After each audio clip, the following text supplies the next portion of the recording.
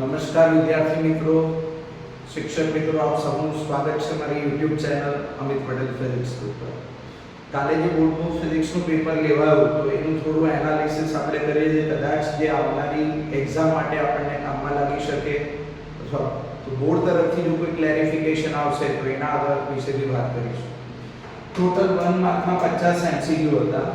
એમાં આ સાઈડના જે ક્વેશ્ચન છે અહીંયા વન ક્વેશ્ચન છે તો એ MCQ એક એવો ક્વેશ્ચન હતો જે બ્લાઇન્ડ સ્ટુડન્ટ અને નોર્મલ સ્ટુડન્ટ માટે હતો અને એમાં સ્પેસિફાઈ કરેલું હતું। તો હવે હું એવું ધારી લઉં છું કે નેક્સ્ટ યર પણ આ જ રીતની પેપર સ્ટાઇલ આવશે। જો તોની વાત છે તો હું મારા સ્ટુડન્ટને કહી શકું કે ડાયાગ્રામ વાળા MCQ ઓછા કરવા, કારણ કે બોર્ડે આખો એક MCQ પૂછેલો છે આપણને વાંધો નથી। ઓકે, પણ આપણે ધારી લઈએ છે જોતોની વાતો કરીએ છીએ। ઓકે, ચલો 2 માર્કના પેપરમાં તમને ખ્યાલ કે ટોટલ 3 ક્વેશ્ચન એવા ક્વેશ્ચન હતા જે blind student plus normal student માટે, બ્લાઇન્ડ સ્ટુડન્ટ ઓર નોર્મલ સ્ટુડન્ટ માટે હતા, હે ને? એના વિશે પણ હું તમારા જોડે ડિટેલમાં વાત કરીશ કે 3 ક્વેશ્ચન એવા ક્વેશ્ચન હતા કે જેના ઓપ્શનમાં ક્વેશ્ચન હતા અને જેમાં ગડબડો થઈ ગઈ। તો બાકીના 9 ક્વેશ્ચન એવા ક્વેશ્ચન હતા કે જેના આન્સરમાં કોઈ ડાયાગ્રામ હતો નહીં। मतलब એવું કહી શકાય કે આ blind student plus normal student માટે કમ્બાઈન ક્વેશ્ચન હતા। તો આપણે એવું કહી શકીએ કે બોર્ડમાં 2 માર્કરમાં તમે ડાયાગ્રામ વગરના ક્વેશ્ચન માટે પ્રેફરન્સ કરી શકો છો। 8 ક્વેશ્ચન લખવાના છે। આજે કોઈ ચેપ્ટર હોય એ ચેપ્ટરમાંથી જો હું ડાયાગ્રામ વગરના ક્વેશ્ચન લર્ન કરવા બેસું તો લગભગ 40 કે 45% વેઇટેજ રહેશે, વધીને માનો કે 50% રહેશે। Yes or no? Second 3 mark ક્વેશ્ચનની જો વાત કરું તો 3 માર્ક ક્વેશ્ચનમાં 3 ક્વેશ્ચન એવા હતા કે એ 3 ક્વેશ્ચનના અંદર અગેન બ્લાઇન્ડ ઓર નોર્મલ સ્ટુડન્ટ હતું અને બાકી 6 ક્વેશ્ચન કમ્પલસરી હતા। मतलब કે આ 6 ક્વેશ્ચનમાં પણ કોઈ ડાયાગ્રામની જરૂર હતી નહીં।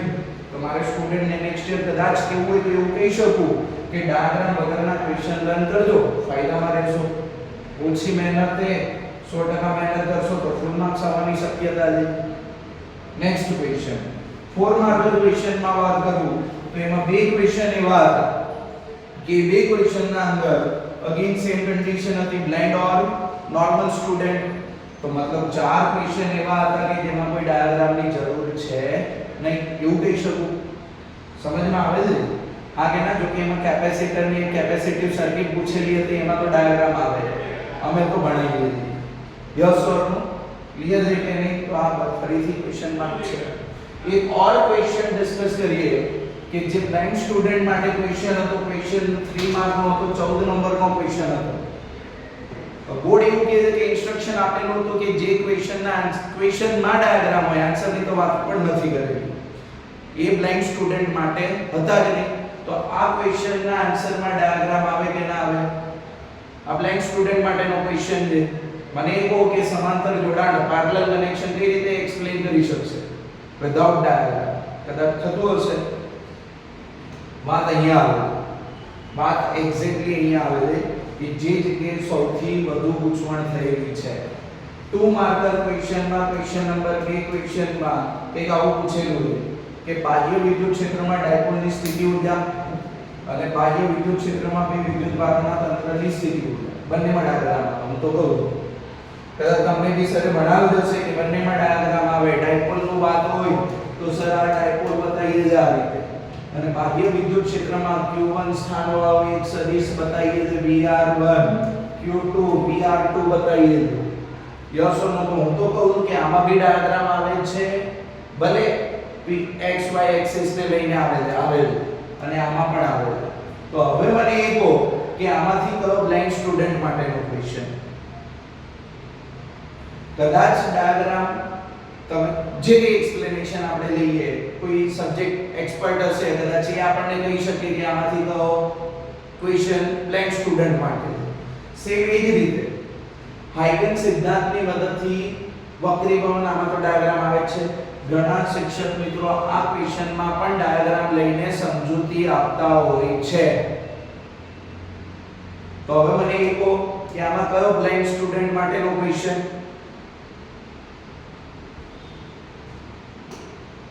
समांतर प्लेट कैपेसिटर અને બે કેપેસિટર વચ્ચે ડાઇલેક્ટ્રિક માધ્યમો, આમાં પણ સાદો ડાયાગ્રામ લઈને શિક્ષક મિત્રો સમજૂતી આપતા હોય. આમાં તો કમ્પલસરી એ જ ડાઇલેક્ટ્રિક એ જ કેપેસિટર વચ્ચે આટલો જ ફરક આવે છે ને કે આમાં ડાઇલેક્ટ્રિક માધ્યમ ભરીએ છે ને આ કેપેસિટર ખાલી છે. તો હવે મને એ કહો કે આમાં કયો ડાયાગ્રામ વગરનો ક્વેશ્ચન? આ ક્વેશ્ચનમાં ડાયાગ્રામ વગરનો ક્વેશ્ચન કયો લઈ શકું? તમે ચોખવટ તો કરી નથી કે ઉપરનો ક્વેશ્ચન દ્રષ્ટિહીન માટે કે નીચેનો ક્વેશ્ચન દ્રષ્ટિહીન માટે. બંનેમાં ડાયાગ્રામ છે. મેં તો બનાવ્યા છે, મેં તો આ રીતે જ બનાવ્યું. તો મારે કઈ રીતે છોકરાને કોઈ સ્ટુડન્ટ પૂછે કે ડાયાગ્રામ વગરનો કયો ક્વેશ્ચન છે, તો આમાં શું આન્સર આવશે? કદાચ હજુ એક ક્વેશ્ચન છે, અર્ધ તરંગ રેક્ટિફાયર અને ફોરવર્ડ બાયસ અને રિવર્સ બાયસનો તફાવત. હું તો છોકરાઓને કહું છું કે જ્યારે તફાવત બી આવે ને ત્યારે બી સર્કિટ ડ્રો કરી કાઢી. ફોરવર્ડ બાયસ અને રિવર્સ બાયસમાં સર્કિટ ડ્રો કરવી, મુદ્દાઓ લખવા અને સર્કિટના કનેક્શન બતાવી દેવા, સાદા કનેક્શન. તો ડાયાગ્રામ તો ત્યાં પણ આવે છે અને આમાં પણ ડાયાગ્રામ છે. તો મને એ કહો કે અથવા તો કોઈ સબ્જેક્ટ એક્સપર્ટ ફેકલ્ટી એવું ડિસ્કશન કરી શકે કે સર આમાં ડાયાગ્રામ ડ્રો કરાય જ નહીં, એ ખોટું છે. સમજમાં આવે છે?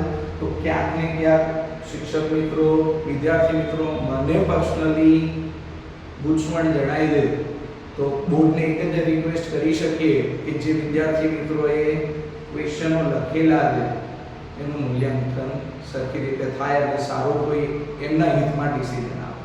Thank you.